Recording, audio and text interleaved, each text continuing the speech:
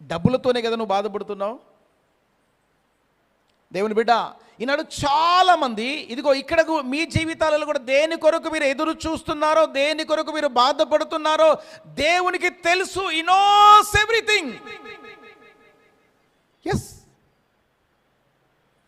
నీ గుండెలో ఉన్న బాధ ఆయనకి తెలుసు. పేతురు, ఎందుకు బాధపడుతున్నావు? నువ్వు సముద్రానికి వెళ్ళి గాలం వేసేయి, మొట్టమొదట పైకొచ్చు చేప తీసేసుకో, నీకు నాకు కట్టేసాయి.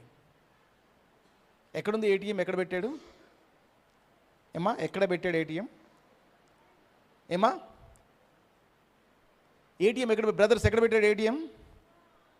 సముద్రం చేపలు పెట్టాడు ఏటీఎం. ఆ చేపలో చెకలుంది ప్రభుకి ఎలా తెలుసు?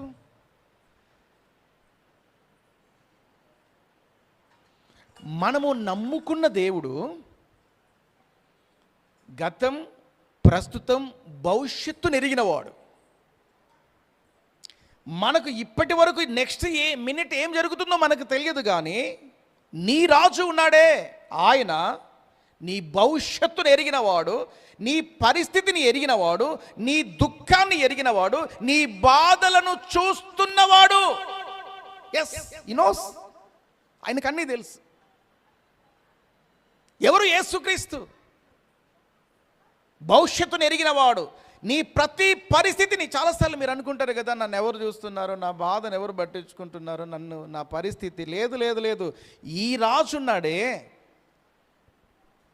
నీ ప్రతి పరిస్థితిని చూస్తున్నటువంటి వాడు. స్తోత్రం చెప్దామా?